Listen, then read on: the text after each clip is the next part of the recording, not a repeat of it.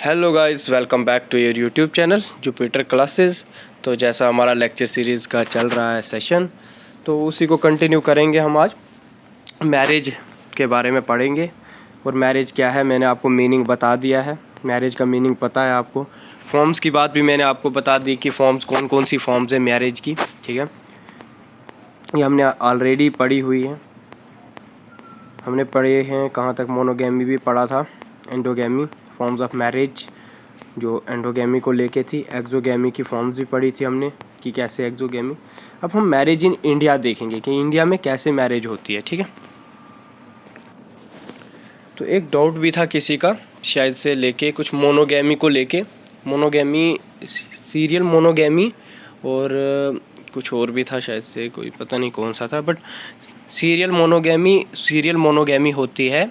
उस टाइम भी क्या होता है, सीरियल मोनोगैमी में भी एक ही पार्टनर होता है एक ही टाइम पे, चाहे वो मेल का बोलो फीमेल का बोलो, एक ही पत्नी होगी, एक ही हस्बैंड होगा। लेकिन सीरियल मोनोगैमी होता है कि जब किसी के हस्बैंड की या किसी की वाइफ की डेथ हो जाती है या उसका डाइवोर्स हो जाता है, फिर वो दूसरी शादी करता है। तो जब वो दूसरी शादी करेगा तब भी तो उसका एक ही पार्टनर होगा, एक ही लाइफ पार्टनर होगा, मतलब एक ही हस्बैंड या एक ही वाइफ होगी। तो उसको बोलते हैं हम सीरियल मोनोगैमी, ठीक है। ये मोनोगैमी की टाइप्स थी, serial monogamy, non serial monogamy, ये मोनोगैमी की टाइप्स थी। ये मैंने एक्स्ट्रा बताया था आपको, ठीक है। तो ये वो चीज़ थी। और इसके अलावा किसी का डाउट था पॉलीएंड्री को लेके और फ्रैटर्नल पॉलीएंड्री को लेके, है ना। पॉलीएंड्री तो मैंने आपको बताया था कि पॉलीएंड्री क्या होता है, ठीक है। लेकिन अब फ्रैटर्नल पॉलीएंड्री की टाइप है, ठीक है। ये टाइप्स आती हैं, उसके अंदर का वो चीज़ें आती हैं। अब जब टाइप्स की बात, अब मोनोगैमी है वो तो मैंने बोला आपको कि वन हस्बैंड और वन वाइफ होती है उसमें, मतलब एक हस्बैंड की एक ही वाइफ होती है या एक वाइफ के एक हस्बैंड होता है, तो उसको हम मोनोगैमी बताते हैं। लेकिन अगर किसी का डाइवोर्स हो जाए या किसी की डेथ हो जाए पार्टनर की और वो फिर से शादी करे, तो उसको क्या बोलेंगे, उसको हम मोनोगैमी नहीं बोलेंगे, उसको हम सीरियल मोनोगैमी बोलेंगे। क्यों? क्योंकि वो उसकी टाइप्स के अंदर आएगा, मोनोगैमी की टाइप्स के अंदर आएगा, ठीक है। तो वैसे ही दूसरा था, क्या था, फ्रैटर्नल पॉलीएंड्री। तो मैंने आपको अच्छे से पॉलीएंड्री समझाया है। पॉली होता है मैनी, एंड्री आगे हस्बैंड्स। जब एक वाइफ के एक से ज़्यादा हस्बैंड हो, 2 और मोर हस्बैंड्स हो, तो उसको बोलते हैं हम पॉलीएंड्री, ठीक है। एक वुमेन के एक से ज़्यादा हस्बैंड होना पॉलीएंड्री। एक इसके क्या बोलते हैं, हस्बैंड के एक से ज़्यादा वाइफ का होना, उसको बोलेंगे पॉलीगाइनी, ठीक है। अब पॉलीएंड्री क्या है, मैंने बोला आपको एक वुमेन के एक से ज़्यादा हस्बैंड होना पॉलीएंड्री। तो पॉलीएंड्री के अंदर आती हैं 2 types, fraternal polyandry, non fraternal polyandry. Fraternal polyandry वो होती है जब मतलब जो वाइफ होती है ना वो एक होती है, ठीक है, एक होती है और हस्बैंड उसके एक से ज़्यादा होते हैं। लेकिन वो जो हस्बैंड्स होते हैं वो सारे आपस में भाई होते हैं, ठीक है। सारे ब्रदर एक ही वाइफ को शेयर करते हैं, मतलब उनकी कॉमन वाइफ होती है, तो उसको बोलते हैं फ्रैटर्नल पॉलीएंड्री। जो मैंने आपको एग्जांपल दी थी फ्रैटर्नल पॉलीएंड्री की, कौन सी, द्रौपदी की, ठीक है। पांडव्स में जो जिसने महाभारत देखी हो या सुनी भी हो, उसमें जो द्रौपदी थी उसके मतलब उसकी एग्जांपल दी थी मैंने, वो पांडव्स की वाइफ थी, तो उसकी एग्जांपल दी थी मैंने फ्रैटर्नल पॉलीएंड्री को लेके, ठीक है। और नॉन फ्रैटर्नल में भी क्या होता है, सेम यही होगा कि एक वाइफ होगी और उसके हस्बैंड्स बहुत होंगे, सर्वल होंगे, है ना, मोर होंगे, 2 और मोर हस्बैंड्स होंगे। लेकिन जो वो हस्बैंड्स उसके होंगे वो भाई नहीं होंगे, मतलब वो भाई नहीं होंगे, तो हो गया नॉन फ्रैटर्नल। अगर वो भाई हैं तो फ्रैटर्नल, ठीक है। ये चीज़ बताई थी मैंने। तो ये कंसेप्ट आपका क्लियर हो गया होगा, मुझे उम्मीद है। वैसे ही 1-2 टाइप्स और भी हैं, 1-2 फॉर्म्स और भी हैं, वो भी बता देता हूँ। तो एक था लेविरेट, एक था सोरोरेट, ठीक है। लेविरेट मैंने बताया था, जब कोई वाइफ अपनी किससे, देवर से शादी करे तो लेविरेट। जब कोई मतलब जो मेल होगा वो अपनी साली से शादी करे तो सोरोरेट, ठीक है। मतलब जब उसकी मतलब जो वाइफ होगी उसकी डेथ होगी और उसकी ही बहन से वो शादी करे तो सोरोरेट। और जब मतलब उसके किसी के वुमेन के हस्बैंड की डेथ हो गई होगी और वो उसी अपने हस्बैंड के ब्रदर से शादी करे तो लेविरेट, ठीक है। फिर 2 तरह की और भी होती हैं मैरिज, जिसको एक हाइपरगैमी बोलते हैं, हाइपरगैमी और हाइपोगैमी, याद रखना ये आपको एमसीक्यूज में आ सकता है, हाइपरगैमी और हाइपोगैमी। हाइपरगैमी का एक और नाम है जिसको अनुलोमा बताते हैं, ठीक है, अनुलोमा बताते हैं। और हाइपोगैमी का एक और नाम है जिसको प्रतिलोमा बताते हैं।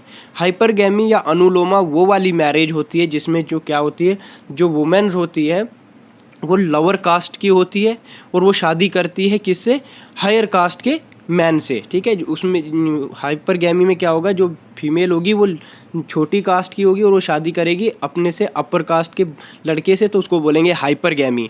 और हाइपोगैमी क्या होगा, जिसमें जो मैन होगा, जो वुमेन होगी वो अपर कास्ट की होगी और उसकी शादी किससे होगी, लोअर कास्ट के मैन से, या मैन जो होगा वो लोअर कास्ट का होगा और उसकी शादी किससे होगी, हायर कास्ट की वुमेन से, ठीक है। ये हो गया हाइपोगैमी, हाइपरगैमी। एक तरह की और भी मैरिज होती है, मैरिज ही बोलो या कुछ भी बोलो, जिसको हम बोलते हैं लिव इन रिलेशनशिप, सुना होगा आपने, है ना। जिसमें क्या बोलते हैं, जिसमें जो एक मैन ये या एक मैन और वुमेन क्या होते हैं, वो एक साथ रहते हैं, लेकिन वो रहते तो एज ए जैसे मैरिड हैं, बट उनके जो वो फॉर्मली जो होता है उन्होंने शादी नहीं की होती है, उसको बोलते हैं लिव इन रिलेशनशिप। और उसको कौन सी मैरिज बताते हैं, मैं लिख देता हूँ यहाँ पे, नहीं तो आप फिर पता नहीं चलेगा। उसको बोलते हैं कॉन्क्यूबिनेज,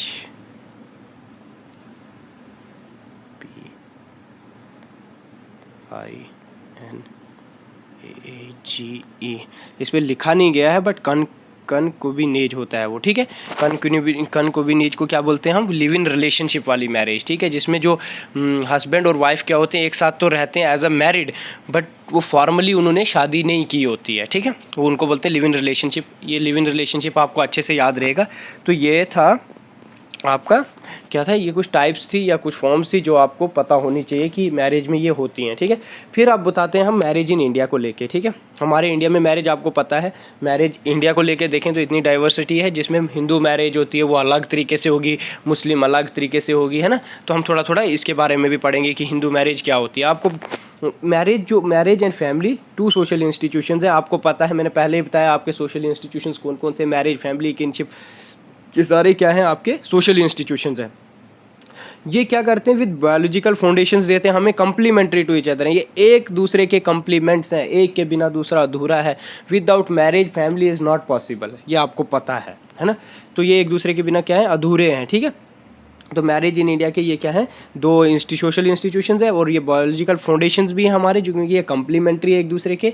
बिना शादी के फैमिली आपको पता है इलीगल मानी जाती है ना। मैरिज जो है वो एक कंपलसरी है। कंपलसरी मतलब यही है कि अगर सोसाइटी में रहना है, सोशल इंस्टीट्यूशन है, सोसाइटी में रहना है, तो मैरिज करने के बाद ही आप क्या कर सकते हो, फैमिली आगे कर सकते हो, ठीक है। बायोलॉजिकल फाउंडेशंस हैं, ये याद रख लेना।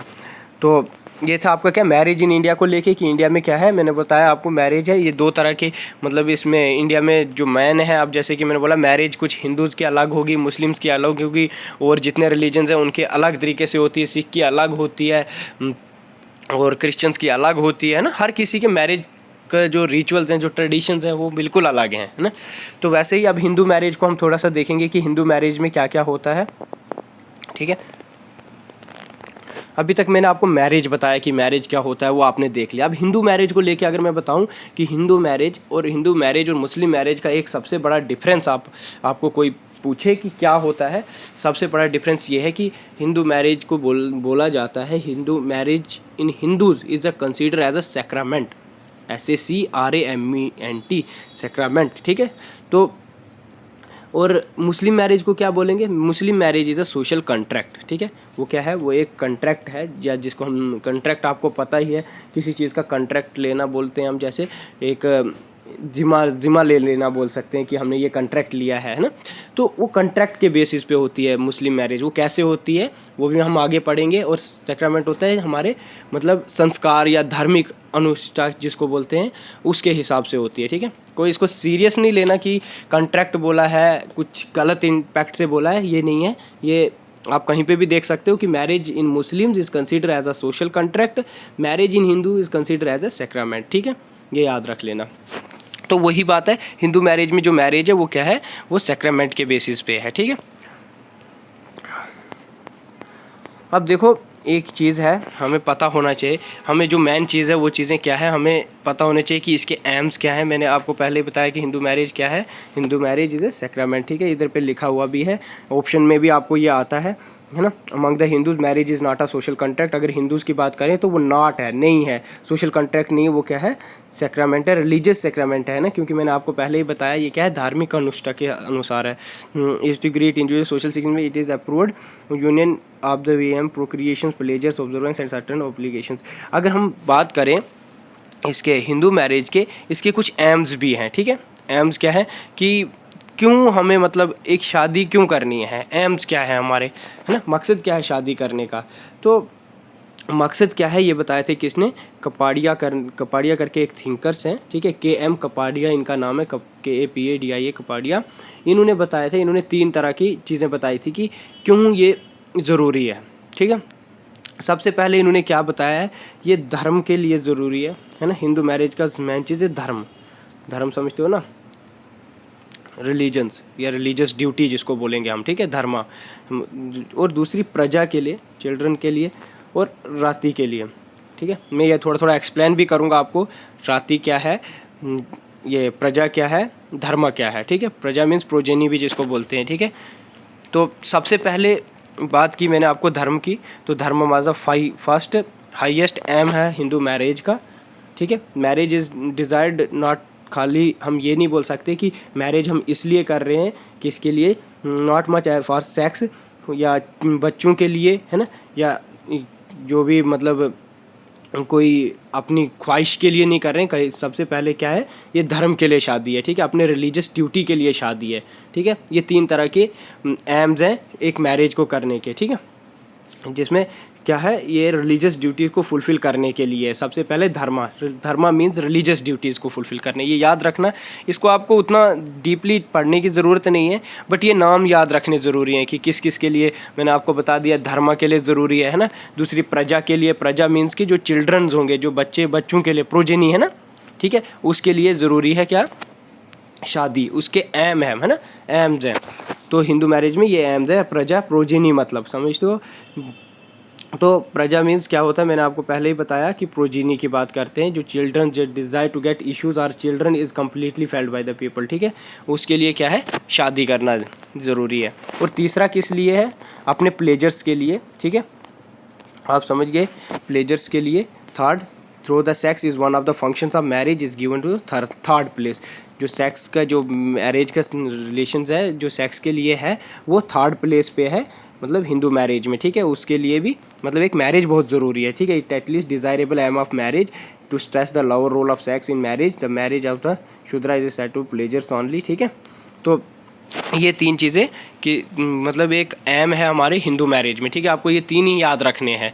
कौन कौन से, एक आ गया धर्मा, दूसरा प्रोजेनी, ठीक है, तीसरा राती, ठीक है। प्रोजेनी का ये क्या बोलते हैं, और क्या बोलते हैं प्रोजेनी को, प्रजा जिसको बोलते हैं, ठीक है, प्रोजेनी प्रजा, फिर राती जिसको हम कामा या प्लेजर्स भी बोलते हैं, ठीक है। कुछ इंपॉर्टेंट साइट्स भी हैं, ये रिवाज हैं जो शादी के टाइम होते हैं, है ना, जैसे ये याद रख लेना। वैसे ये पता नहीं इतने पूछे जाएंगे नहीं होंगे, जैसे जो शादीज़ में होता है हिंदू मैरिज में, है ना, वेगदाना, कन्यादान होता है, होमा होता है ना।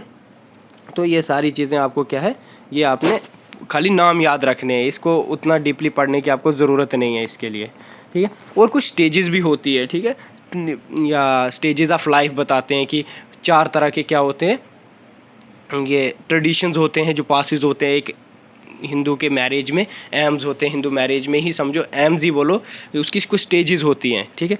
ये मैंने बोला आपको एम्स क्या है, किसने बताए थे, ये कपाड़िया ने बताए थे। कपाड़िया एक थिंकर्स हैं, उन्होंने बताए थे कि ये 3 चीज़ों के लिए क्या होता है, इंसान शादी करता है, ठीक है। सबसे पहले क्या है, हिंदू मैरिज में ये 3 चीज़ें बहुत इंपॉर्टेंट है, जैसे धर्मा के लिए, अपने धर्म के लिए शादी करना, रिलीजियस ड्यूटी के लिए शादी करना, है ना। दूसरा प्रोजेनी के लिए, ठीक है। तीसरा किसके लिए बोला मैंने, तीसरा राती के लिए, मतलब कामा या प्लेजर्स के लिए, ठीक है, तो उसके लिए शादी करना। तो ये आपको मैंने बता दिया, और इसमें आपको और भी बहुत सी चीज़ें हैं जो आपको मेन याद रखनी है। तो जिसको ये पीडीएफ्स तो आपको ऐसे भी मिल ही जाएंगी, उतना ज़्यादा पढ़ने की आपको ज़रूरत नहीं है इसको। और कुछ और भी चीज़ें हैं, ठीक है, जो आपको थोड़ा देखने की ज़रूरत है कि अगर ये चीज़ें हैं तो ये क्या हैं, ठीक है। और चेंजेस कैसे होती हैं फॉर्म्स ऑफ मैरिज में वो भी देखना है। मैं आपको बोल रहा था कि हिंदू मैरिज की कुछ स्टेजेस हैं, सॉरी वो मुझे भूल गया फिर से। तो मैं वो स्टेजेस कौन कौन सी हैं, उसमें सबसे पहली स्टेजेस आती है आपकी ब्रह्मचार्य।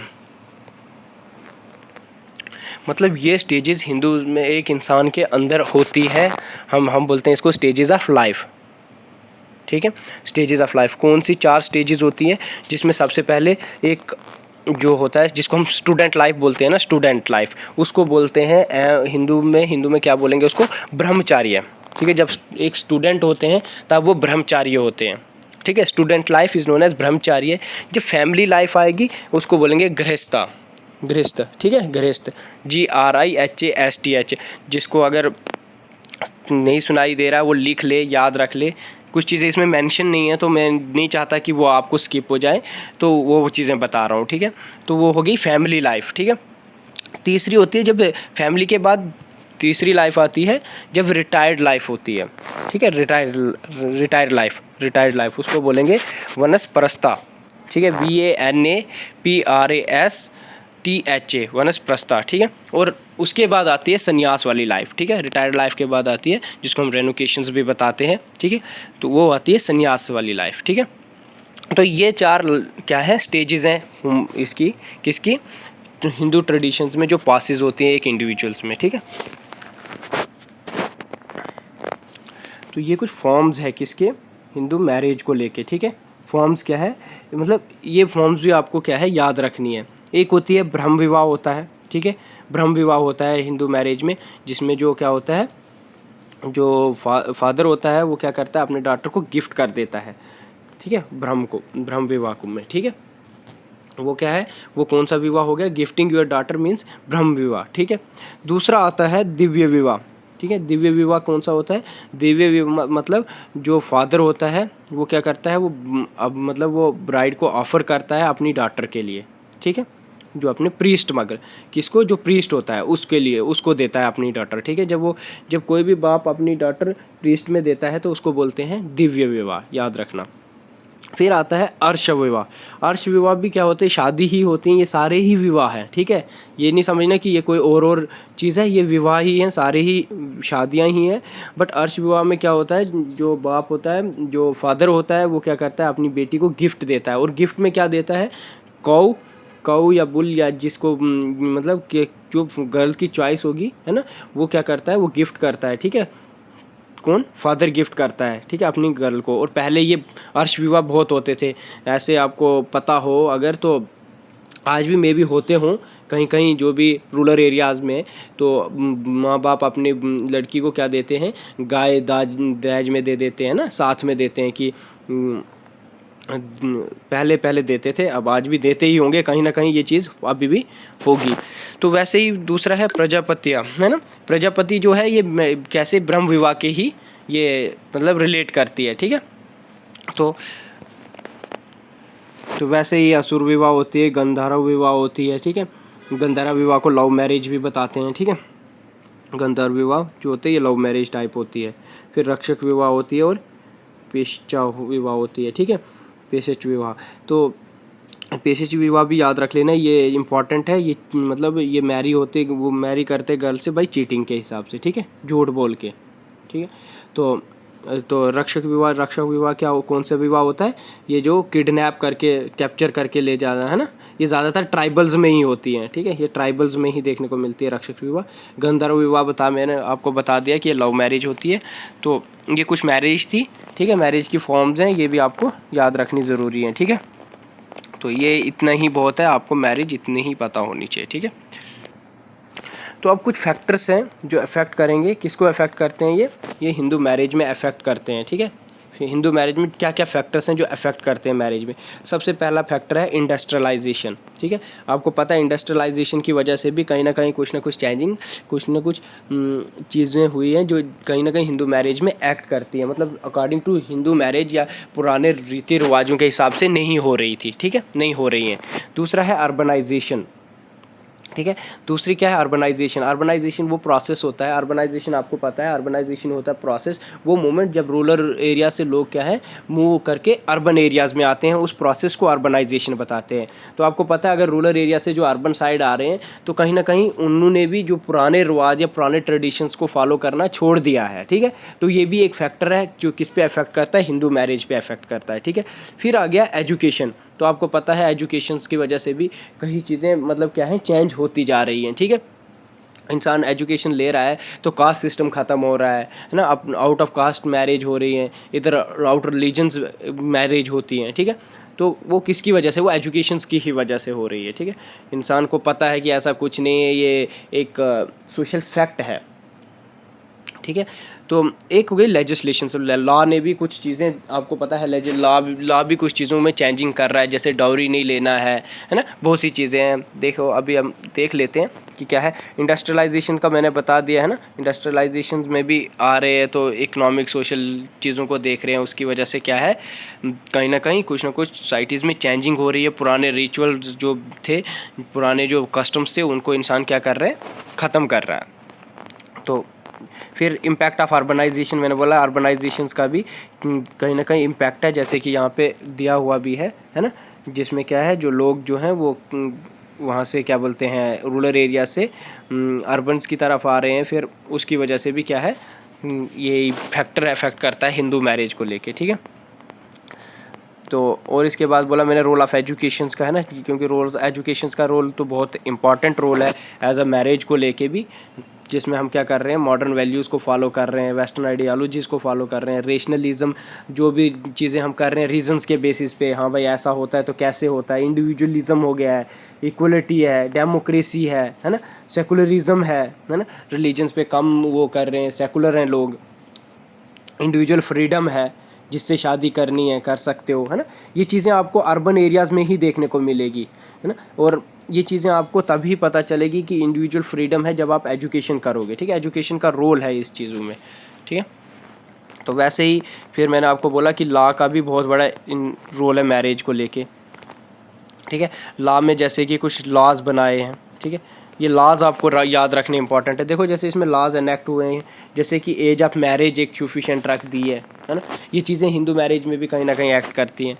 फील्ड ऑफ मेड सिलेक्शन, जैसे कि मैं आपको बताऊंगा अगर रिलीजन्स की बात करें तो रिलीजन्स में मतलब ये है कि अपने ही कास्ट में शादी करनी है ना, अपने ही उसमें क्या बोलते हैं जिस कास्ट से बिलोंग करते हो उसी में शादी करनी है, तो कहीं ना कहीं मेड सिलेक्शंस में वो होता था। लेकिन अब लॉ के अकॉर्डिंग तो ये चीज़ें ख़त्म है ना, एज ऑफ मैरिज की लिमिट एज रख दी है, या नंबर ऑफ़ स्पोजेज इन मैरिज है, पहले जितनी मर्जी उतनी शादी करो, कोई लेना देना नहीं था। लेकिन लेजिस्लेशन ने कहीं ना कहीं मैरिज में क्या किया है, रिस्ट्रिक्शंस लगाई हुई है, या ब्रेकिंग ऑफ मैरिज का है कि डाइवोर्स अगर कोई तंग आया है किसी अपने हस्बैंड से या वाइफ से तो वो डाइवोर्स भी ले सकता है, लेकिन उसके लिए कुछ ना कुछ वो रखी हुई है कि क्या क्या चीज़ें होनी चाहिए। तो dowry to be given and taken है ना, ये देखो अगर कोई दहेज लेता है या देता है तो उसको उसके अगेंस्ट भी कहीं ना कहीं लेजिस्लेशन ने कुछ लॉज बनाए हैं है ना, रीमैरिज का भी लॉ है। तो ये 6 एस्पेक्ट्स हैं, इसको भी आपको याद रखना ज़रूरी है। हो सकता है कहीं ऑब्जेक्टिव्स में आ जाए तो उस टाइम आपको पता ना चले। तो देखो कुछ एक्ट बने हैं, एक्ट याद रखने ज़रूरी हैं आपको, एक्ट से भी कभी कभी बहुत क्वेश्चंस आ ही जाते हैं। तो एक्ट जैसे द प्रिवेंशन सेफ्टी एक्ट 1829 को बना है, तो ये चीज़ें आपको याद होनी चाहिए। ठीक है, इस पर कौन फेमस थे, जैसे राजा राम मोहन राय थे है ना, उन्होंने बहुत इस पर काम किया है। फिर हिंदू विडो रीमैरिज एक्ट कब बना है, ठीक है, ये चीज़ आपको पता होनी चाहिए। हिंदू विडो रीमैरिज एक्ट 1856 में बना है। तो इन चीज़ों को लेके आपको ये आपको लिख लेना है, नोट्स बना देने हैं। वैसे ही सिविल और स्पेशल मैरिज एक्ट जिसको बोलते हैं ये 1872 में बना है। चाइल्ड मैरिज रिस्ट्रेंट एक्ट 1929 में बना है। ठीक है, ये एनफोर्स अप्रैल 1 1930 में हुआ है। तो ये चीज़ें आपको ज़रूर याद रखनी है। ठीक है, अगर ये याद नहीं रखोगे और ये नोट नहीं करोगे तो इसमें से आपका क्वेश्चन मिस हो जाएगा। मे भी हो सकता है एक्ट पे से क्वेश्चन आ जाए। तो हिंदू मैरिज एक्ट इम्पॉर्टेंट है, ये अगर हिंदू मैरिज पढ़ रहे हो तो हिंदू मैरिज एक्ट का ही नहीं पता तो ये आपके लिए बहुत बुरी बात है। फिर ये कब हुआ था, हिंदू मैरिज एक्ट 1955 में हुआ था ना, मई 18 1955 में। तो ये चीज़ें आपको क्या है एक कॉपी पे लिख के डेली का अगर एक एक बार नज़र भी मारोगे तो भी याद हो जाएगा। जैसे डॉवरी के रिगार्डिंग एक एक्ट बना था, डॉवरी प्रोहिबिशंस एक्ट, जिसको 1961 में बना था, है ना, जिसमें डॉवरी प्रोहिबिशंस कर दी गई थी, उससे पहले नहीं थी। तो ये कुछ चीज़ें थी जो हिंदू मैरिज को लेके थी, ठीक है। तो ये चीज़ें आपको पता होनी चाहिए, ठीक है। और यही चीज़, इन्हीं में से कोई ना कोई क्वेश्चन आपको आ ही जाएगा। वैसे ही अब बात करते हैं हम marriage among Muslims in India. अब मुस्लिम्स को लेके अगर कुछ मैरिज की बात करें तो अब देखते हैं हम मैरिज अमंग मुस्लिम्स देखते हैं, ठीक है। मैरिज अमंग मुस्लिम्स में कैसे मैरिज होती है। तो मैंने आपको पहले ही बताया था कि मैरिज जो मुस्लिम्स में होती है वो कैसे होती है, वो कॉन्ट्रैक्ट, सोशल कॉन्ट्रैक्ट के बेस पे है, ठीक है। मैरिज जो है मुस्लिम्स में कैसे है, सोशल कॉन्ट्रैक्ट के हिसाब से है। अगर ये ऑप्शंस में ज़रूर आया होगा कभी ना कभी, ये आता है कि marriage among Muslim is consider रहता है social contract, marriage is consider in Hindu side is sacrament, ठीक है, रिलीजियस सेक्रामेंट। तो अब हम बात करेंगे कि मैरिज मुस्लिम्स के अकॉर्डिंग कैसे होती है, ठीक है, और कैसे परफॉर्म होती है। तो आपको पता ही है कि इसमें क्या बोलते हैं, मैरिज में क्या है, मैरिज में दो तरह इनके, मुस्लिम्स में, सॉरी मैरिज में नहीं, मुस्लिम मैरिज में इनके दो सेक्ट्स हैं, मेन सेक्ट्स हैं इस्लाम के। आपको पता है एक सुन्नी होते हैं और एक शियाज़ होते हैं, ठीक है। ये आपको याद रखने हैं, क्या पता ये भी कभी कभी पूछे जाते हैं। तो इनका एम क्या है, और मुस्लिम्स मैरिज को क्या बोलते हैं, निकाह बोलते हैं, ठीक है। ये अरबिक वर्ड है, अरबिक वर्ड निकाह है, ठीक है। निकाह, निकाह, निगाह नहीं है, निकाह है, NIKAH है ना, निकाह। तो ये है मुस्लिम मैरिज के बारे में, इसका क्या एम है, ठीक है। अब ये है क्या, मतलब मैंने आपको पहले ही बताया कि ये क्या है, ये रिलीजियस सेक्रामेंट नहीं है। जैसे कि वो हिंदू मैरिज सोशल कॉन्ट्रैक्ट नहीं था, वैसे ये Muslim regarded is not as a religious sacrament, ठीक है। ये नॉट है, याद रख लेना, नॉट लगा है तो नॉट नहीं है, but as a secular bond है ना, इनमें सेकुलर बॉन्ड रहता है। ये नहीं कि कोई ऐसे ही है, नहीं, इनके मैरिज में भी बहुत मतलब स्ट्रिक्टनेस भी है, ऐसी बात नहीं है। कुछ चीज़ों के लिए हम पढ़ेंगे आगे कि डाइवोर्स कैसे कैसे हैं, क्योंकि डाइवोर्स से भी कभी कभी क्वेश्चंस आ जाते हैं ना, तो कैसे कैसे किस किस कैटेगरीज़ में क्लासिफाइड हैं, ठीक है, वो भी मैं बताऊंगा आपको। तो कैसी कैसी मैरिज है, ठीक है, वो भी ज़रूरी है। तो मुस्लिम्स में एक और मैरिज जो है मैं आपको बता देता हूँ, शायद आगे फिर मुझे भूल जाए, अभी याद आ गया तो बता देता हूँ कि मैरिज जो विद इन मुस्लिम्स होती है ना, इसमें both cross cousin and parallel cousin allowed होती है, ठीक है।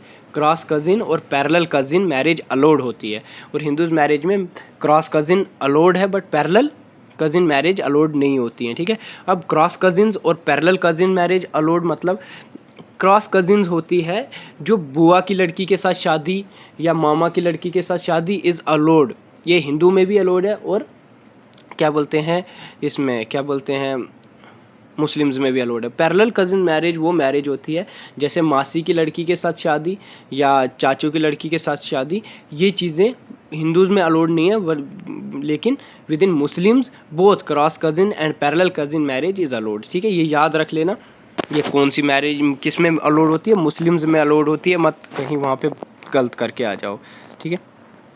और क्या है, तो मैंने आपको पहले ही बताया कि मैरिज इसमें क्या है, मुस्लिम्स में क्या है, एक डेफिनेशंस पढ़ लेते हैं तो ज़्यादा समझ आ जाएगा, ठीक है।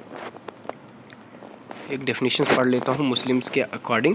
तो मैंने आपको पहले भी बताया कि मुस्लिम्स में जो मैरिज है वो क्या है, ये अकॉर्डिंग टू मुस्लिम्स या आइडियल्स निकाह जिसको बोलोगे आप, निकाह बोलते हैं ना मैरिज को, ये निकाह निकाह निकाह बोलते हैं, ठीक है। मैरिज निकाह क्या है, एक कॉन्ट्रैक्ट किसके बीच में, आपको मैं ऐसे समझाता हूँ, निकाह is the contract of husband and wife, ठीक है। किसके बीच में कॉन्ट्रैक्ट है, हस्बैंड और वाइफ के, जो किसके लिए, which legalise their sexual intercourses and impose certain duties and rights between them, ठीक है। जो उनके बीच में, जो उनके काम के बीच में, उनके बीच में इनको क्या, इनका कॉन्ट्रैक्ट होता है आपस में, ठीक है।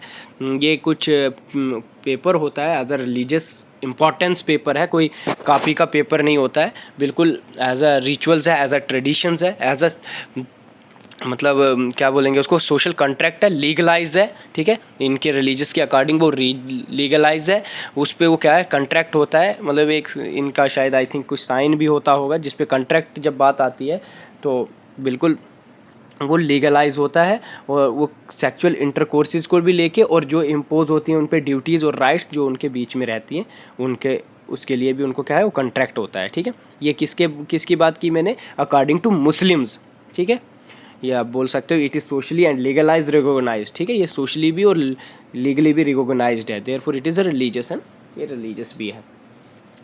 तो और क्या चीज़ थी इसमें मेरे को आपको बताने के लिए, और है भी नहीं कि जो मैंने आपको बताया इसी में से आपका कोई ना कोई ऑब्जेक्टिव्स आ ही जाएगा। इसको मैंने आपको बोला ये सोशल कॉन्ट्रैक्ट है ना, मुस्लिम marriage is a social contract, और बाकी जो है जैसे कि हिंदू मैरिज है वो क्या है, वो रिलीजियस सेक्रामेंट है या रिलीजियस सेक्रेड भी बोल सकते हो, ठीक है।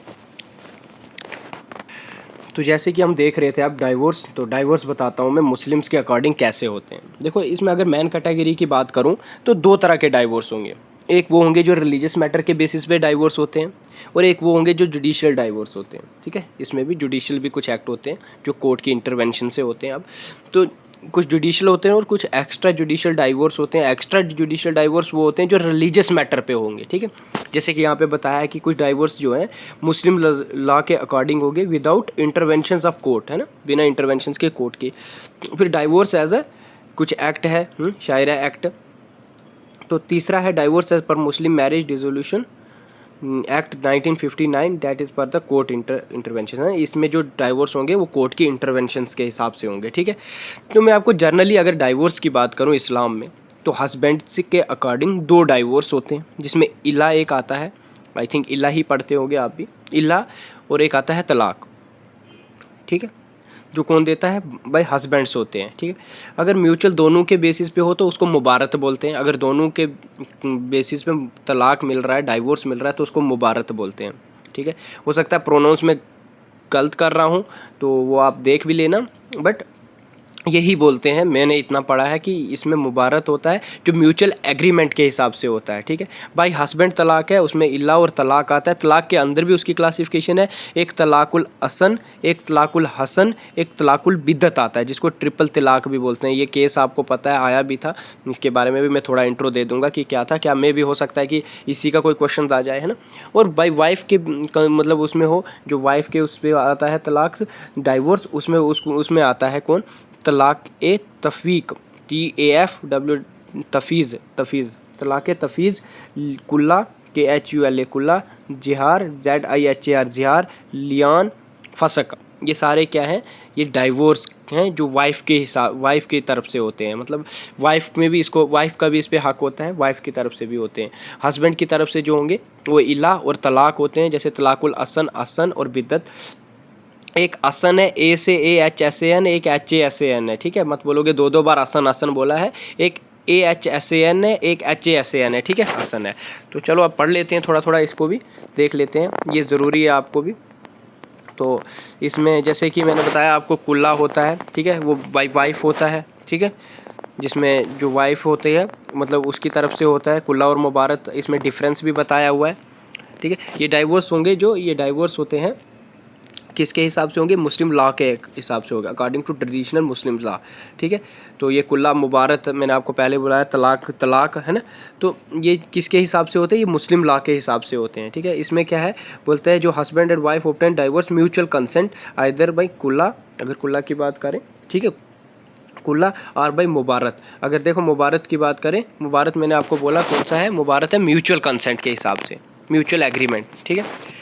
तो डिफरेंस बिटवीन कुल्ला और मुबारत में क्या डिफरेंस है, मुबारत तो मैंने बता दिया म्यूचुअल होता है ना, दोनों की तरफ से, दोनों का कंसेंट से होगा। लेकिन कुल्ला क्या है, कुल्ला डाइवोर्स इनिशिएट होता है जिसमें क्या है, वाइफ की तरफ से होता है, इंस्टेंस ऑफ द वाइफ, ठीक है। मैंने आपको पहले ही बताया है भाई वाइफ के कौन कौन से होते हैं, कॉपी पे नोट करके रख देना, नोटबुक पे अपने नोट्स जहाँ बना रहे हो उस पर नोट कर लेना। तो दूसरा आ गया तलाक, मैंने आपको तलाक में बताया है 3 तरह के तलाक हैं, एक तलाकुल असन है, एक तलाक हसन है, एक तलाकुल बिद्दत है, ठीक है। तो ये याद रख लेना है आपने, ठीक है, इंपॉर्टेंट है। तो आपको पता है पहला क्या था, तलाकुल असन। तो इसमें क्या होता है, इसमें सिंगल प्रोनाउंस्ड होता है तलाक का, एक बार उसने तलाक बोल दिया और वो 90 दिन तक मतलब कुछ भी नहीं, मतलब उनका ठीक हुआ 19 डेज़ तक, तो इनका क्या हो जाता है, इनका टाइम पीरियड है 19 डेज़ तक, ठीक है, 19 डेज़ तक, तो वो इनका क्या होता है, डाइवोर्स हो जाता है, ठीक है, डाइवोर्स हो जाता है। वैसे ही है तलाकुल असन, तलाकुल हसन क्या होता है, देखो यहाँ पे लिखा भी है कि 3 टाइम प्रोनाउंस्ड होता है। इसमें सिंगल प्रोनाउंस्ड एक बार बोला और 90 दिन तक अगर बात नहीं हुई, नहीं उनके समझौता हो गया तो उन मतलब 19 डेज तक एब्सेंटीज रही, मतलब एब्सेंटीज वो नहीं मिले आपस में या कुछ भी, तो उस टाइम पीरियड में मतलब उनका क्या हो जाता है, तलाकुल हसन के बेसिस पे क्या हो जाता है, तलाक हो जाता है। फिर आता है तलाकुल हसन, एच वाला, HASAN हसन। इसमें क्या होता है, इसमें भी 3 मंथ का टाइम पीरियड होता है, बट हर एक मंथ के बाद 3 टाइम प्रोनाउंस्ड होता है तलाक, ठीक है। 3 बार वो तलाक, मतलब 3 मंथ में, हर मंथ में मतलब क्या है, वो क्या बोलते हैं, तलाक बोलेंगे। तो इस मतलब विद इन 3 मंथ्स, उन 3 मंथ्स के अकॉर्डिंग 3 बार प्रोनाउंस्ड हुआ होगा, तो उसके बेसिस पे भी क्या होता है, ये तलाक हो जाता है और उनका डाइवोर्स हो जाता है, ठीक है। उनमें कोई नो सेक्सुअल कंटैक्ट होता है, ये भी एक वो चीज़ है, ठीक है।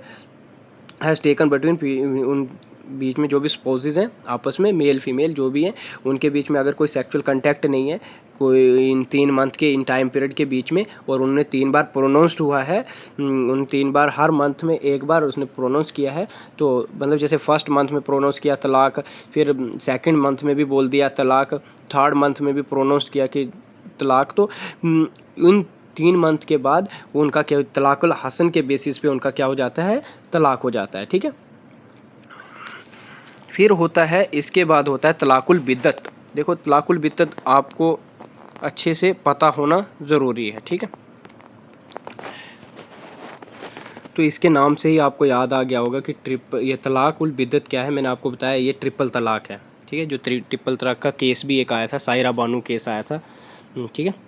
तो उस पर भी क्या था, उन पे भी यही था कि अगर इमीडिएटली किसी ने 3 टाइम्स तलाक तलाक तलाक पर बोल दिया तो वो क्या माना जाता था, वो तलाक मानी जाती थी, ठीक है। सिंपल वर्ड, 3 टाइम्स सेइंग तलाक विदाउट एनी इद्दत पीरियड, है ना, बिना किसी पीरियड के, मतलब मैंने पीरियड्स टाइम क्या बताया, जैसे कि तलाकुल हसन में इद्दत पीरियड दिया जाता था, है ना, 19 डेज़ का, है ना, वैसे तलाकुल हसन में भी था, ठीक है।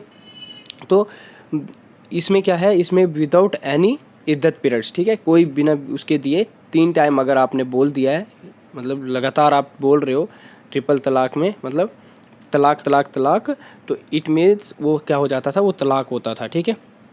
लेकिन एक ये सायरा बानू केस आया था 2014 में, आई थिंक आया था ये, कि पहले आया था, बट इसकी जो वो आया था, ये देख लेना आप कब था ये केस, बट इसमें कब ये प्रोनाउंस हुआ था, कब, अगस्त 22 2017 को कॉन्स्टिट्यूशन ने जज ने जजमेंट दी थी इस पर, ठीक है। Saira Banu versus union of India में प्रोनाउंस्ड हुआ था अगस्त 22 2017 में, जिसमें क्या हुआ था, जो प्रैक्टिस ट्रिपल तलाक की थी, उस बेंच ने डिक्लेयर किया था कि ट्रिपल तलाक जो है वो अनकॉन्स्टिट्यूशनल है, ठीक है। और कितनी मेजॉरिटी से बताया था उन्होंने, ये मेजॉरिटी थी उस टाइम 3:2 मेजॉरिटी, ठीक है।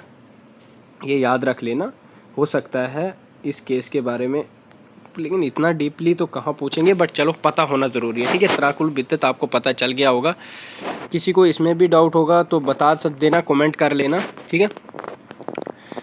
तो वैसे ही कुछ क्या है जो डाइवोर्स रिकॉग्नाइज्ड होते हैं शेरा एक्ट के अकॉर्डिंग, है ना, शायरा एक्ट है, SHARIA शायरा एक्ट है 1937 के अकॉर्डिंग, जिसमें इल्ला आता है ना, जिसमें जिहार आता है, लियान आता है, मैंने आपको ये बता भी दिए हैं, ठीक है। ये फीमेल उसमें वाइफ के जो वाइफ के उसमें आते हैं वो भी बताए हैं, ठीक है। लेकिन इल्ला जो है ये हस्बैंड के उसमें आता है, ठीक है, भाई हस्बैंड इसमें वो करता है। वैसे ही कुछ है मुस्लिम्स एक्ट के अकॉर्डिंग, ठीक है, जो मुस्लिम ये प्रोविजंस ऑफ डाइवोर्स हैं, resolution of Muslim marriage act 1939 में जो एक्ट बना था, ये चीज़ें आपने याद रखनी है कि एक्ट कब बना था, कौन कौन से तलाक होते हैं, बाई वाइफ कौन से हैं, ठीक है, जो मैंने आपको बताए भी हैं, ठीक है। उसको आप लिख लेना, एक नोटबुक पे लिख सकते हो आपकी, बाई वाइफ मैंने बताए थे, तफवीक होता है TAF तफवीज़, TAFWWZ तफवीज़ होता है, कुल्ला होता है KHULA कुल्ला, जिहार, लियान, फसक, ये बाई वाइफ होते हैं डाइवोर्स। हस्बैंड की बात करें तो इल्ला होता है, तलाक होते हैं जो 3 तलाक मैंने अभी 3 तलाक के बारे में बोला, असन हसन बिद्दत, ठीक है। और एक जो म्यूचुअल कंसेंट में हो, जिसमें बाई वाइफ भी और हस्बैंड दोनों का एग्रीमेंट हो, उसको बोलते हैं मुबारत, ठीक है। तो ये बेसिक चीज़ें हैं, ये आपको पता होनी चाहिए, ठीक है। इस पे से क्वेश्चन आ सकता है। तो ये एक्ट ये कौन सा था, 1939 है, ठीक है। ये चीज़ें आपको बहुत ज़्यादा इंपॉर्टेंट है, इतना डीप तो पढ़ने की ज़रूरत नहीं है, लेकिन अगर किसी को पढ़ना है तो पढ़ भी सकता है, ठीक है, कोई रुकावट भी नहीं है। अब तो इसका मैं डिफरेंस बताऊंगा। डिफरेंस से पहले मैं आपको एक और चीज़ बताऊंगा, रुक जाओ। तो मैंने क्या बोल रहा था कि मैं आपको बताता हूँ कि क्या मैरिज जो है मुस्लिम्स में मतलब क्लासिफाइड होती है कुछ कैटेगरीज़ में, ठीक है, जिसमें 4 तरह की कैटेगरीज़ आती हैं।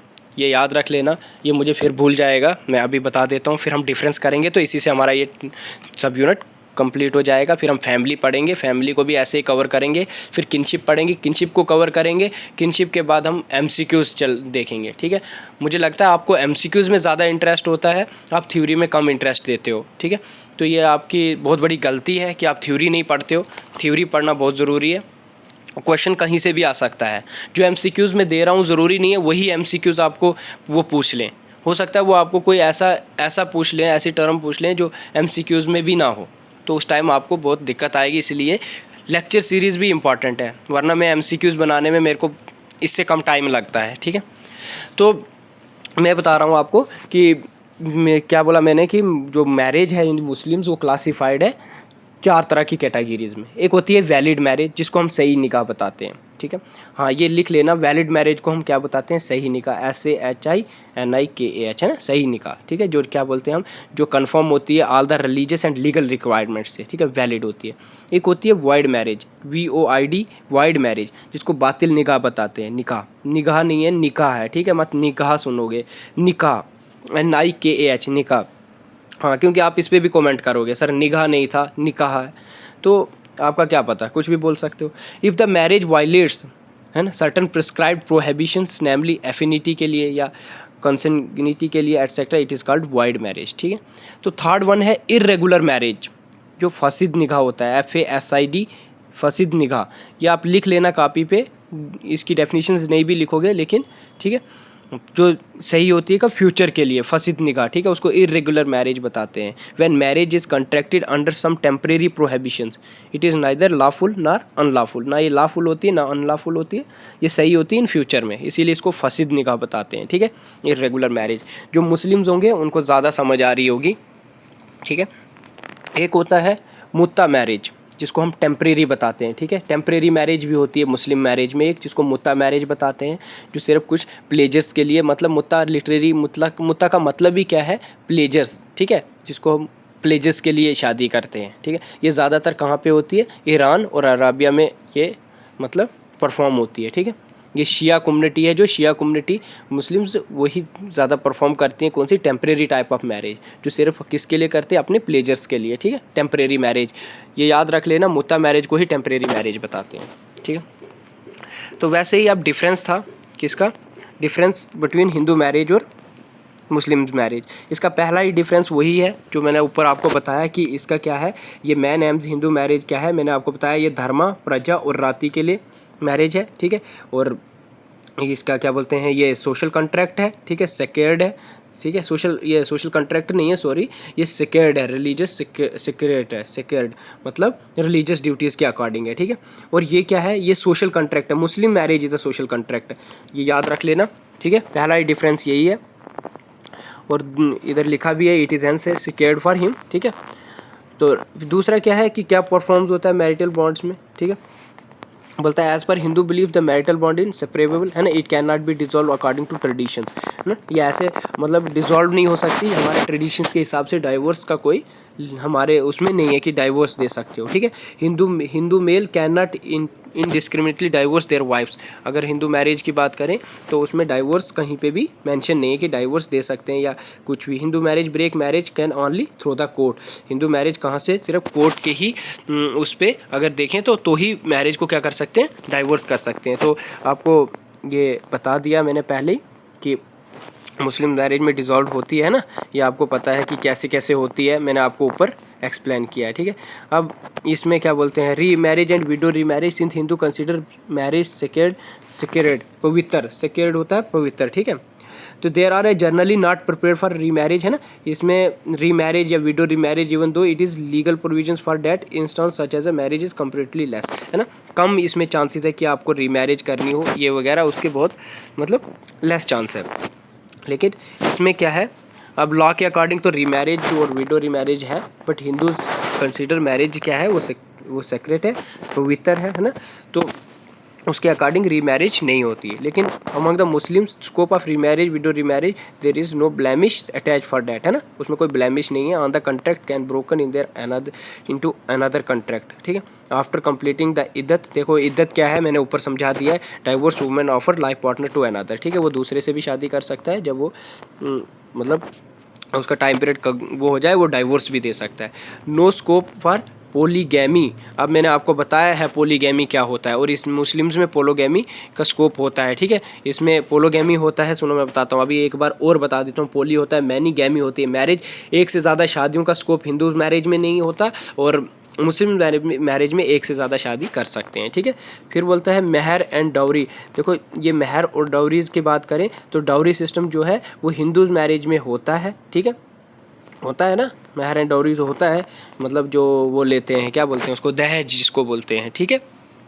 लेकिन तो महर की बात करें जो हिंदू मैरिज में महर है,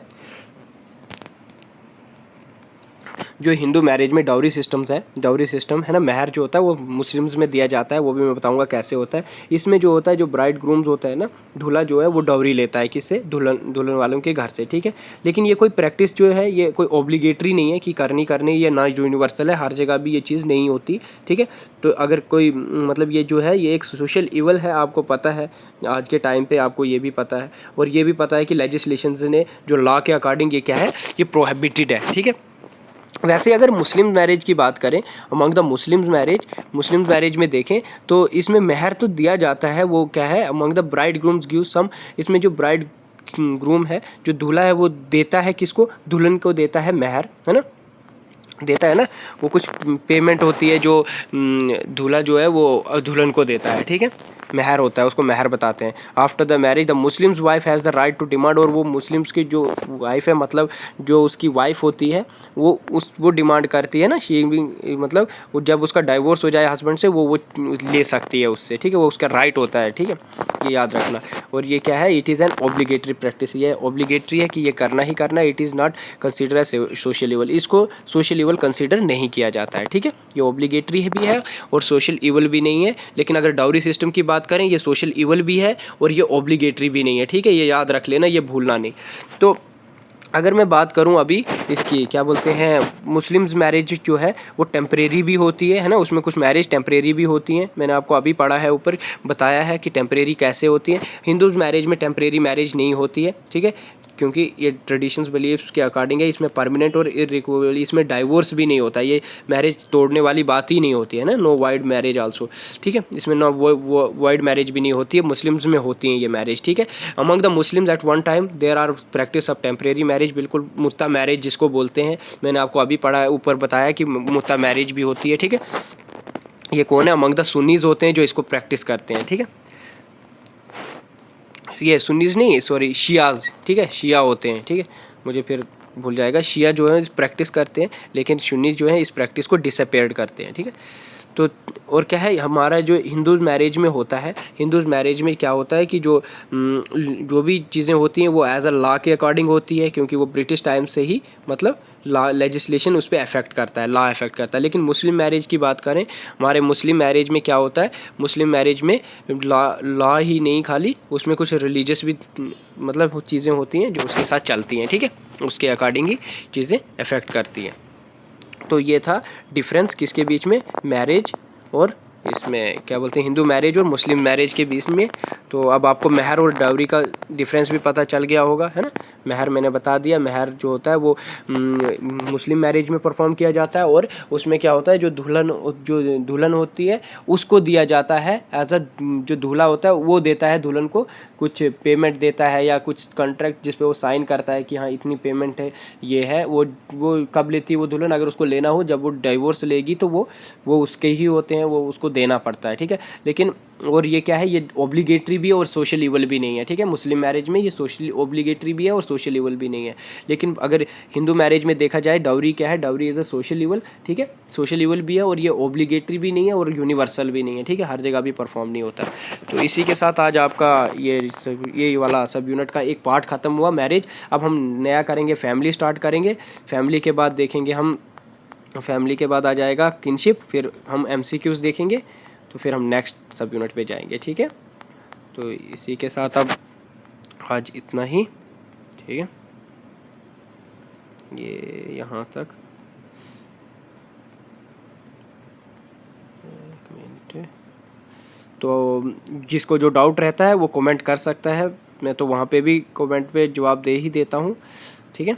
तो कोई नहीं, अगर किसी को कोई डाउट रहेगा वो फिर से कमेंट करे, कमेंट करने के बाद दूसरे दिन मैं वो डाउट भी क्लियर करूँगा और साथ में हम नेक्स्ट भी स्टार्ट कर देंगे, ठीक है।